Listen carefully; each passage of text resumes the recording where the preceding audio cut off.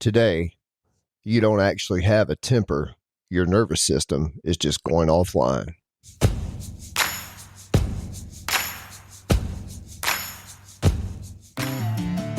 Welcome to Sacred Grit, a podcast equipping men to conquer addiction and overcome inner struggles through physical, mental, and spiritual disciplines so you can become a man of honor and integrity. I'm Jason.Lyle. Now let's get to work. Today you'll learn anger is a nervous system in fight mode, not a personality flaw.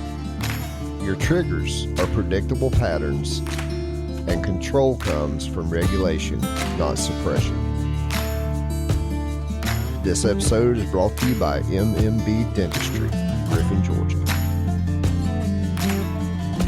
What's up, my dude? Welcome back to the Sacred Grit Podcast. All right, so today I want to talk about anger. Always talking about addiction and other manner of things, but anger is one of those things that I think guys don't realize that they use for control, specifically when it comes to their spouses or when it comes to their children or when it comes to somebody who may be weaker than they are. And we use it because it feels like a bit of the ability to get a hold of our situation, right? So it's almost like a soothing thing, just like other things are. But anger is a nervous system in fight mode, okay? It's not a personality flaw. A lot of people will say things like, well, I just have a bad temper, or I just fly off the handle really easy. And while those things may be true, I would say that that's because the volume on your fight mode is turned up a little bit, right? So you're not choosing to snap. Your system is just reacting to a perceived threat. So you walk through the door after a long day at work. One of the kids, spill something on the countertop, or, the wife might say, you're going to have to take these kids, or you might be at work and a coworker shows up late for the umpteenth time. And the volume is already turned up on your anger. And so it just clicks a little bit further. And a lot of times anger results in this behavior that we ultimately look back on and go, God, I wish I wouldn't have done that. I wish I wouldn't have said that. I wish I wouldn't have acted that way. Or we double down and we'll say things like, well, they deserved it, and it's just who I am, or whatever level of bullshit we can come up with in the moment to make us feel better about ourselves. But the truth is that we can learn how to regulate that anger. We just have to be willing to do it. And it actually acts a bit like an addiction. And the reason why, as I said in the opening, is we get the results that we're looking for. So we have something that we don't like. We get angry. That anger gives us the response that we've always gotten. And so we get to calm down. So you can see it's literally used as a regulating tool. And we've trained ourselves to do that, okay? But here's the thing, your triggers are predictable patterns, right? It might be stress, it might be disrespect, it might be fatigue, but these are repeatable setups for going offline. And you have to start becoming aware of what those triggers or those moments or those times actually are. Because just like with addiction, this anger can start ruining your relationship to your family, to your friends, to your coworkers. So you can track that data. And a lot of times, and we'll talk about this on Gritty Wednesday, but a lot of times we can look back on that data and we can actually get some feedback from that, okay? You can learn how to control this because control comes from regulation, not suppression. So just like with an addiction, if we start to resist it, it's just going to persist. And I work with guys who have anger problems, and here's what they end up finding. If they say that I'm just not going to be angry, right? Like I'm just going to stop being angry, that actually makes it start to boil underneath. And one of the things that we have to understand about anger is it is a natural response, right? There's a reason why we can sometimes become angry. We need to become angry because anger is usually in response to an injustice to ourselves or to others, or a moment of disrespect, or sometimes we just need to get control of a situation, and anger is a natural response. But this thing that some of us call anger, which is actually a switch being flipped to the point to where, I almost would call it a point of no return when we start doing things that we wish we wouldn't have done. That's not anger.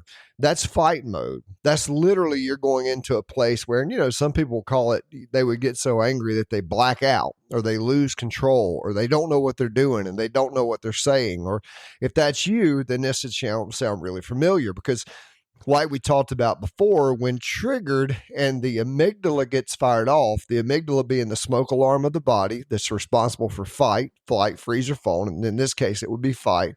When it goes off, the prefrontal cortex, where we gain reason, goes offline. And so this anger is literally coming from a place that does not make sense.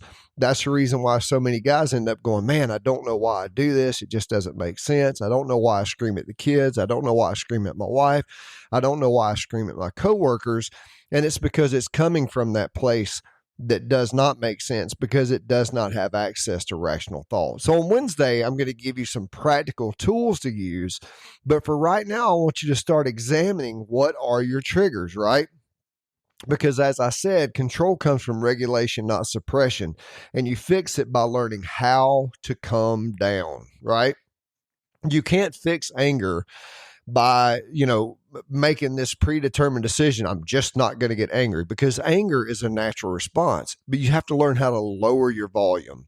And in the work that I do, we call that creating capacity to hold discomfort. So what that looks like is when I come home and the kids spill Kool-Aid on the carpet, or the wife, says something that gets me off kilter, or the guy shows up for the fifth or sixth time late, I may still get angry, but I am creating, by doing nervous system work, I'm creating more capacity to be able to hold that anger and keep my prefrontal cortex online.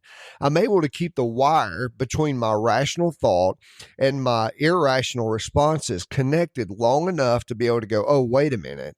That is not how I want to act. This is the man that I want to be. My friend, that is what nervous system regulation is, 100%.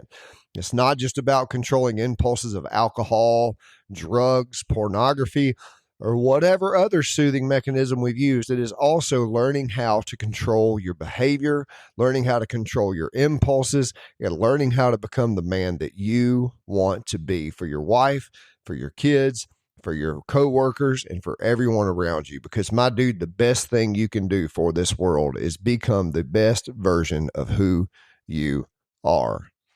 All right, so today you learned anger is a nervous system in fight mode, not a personality flaw.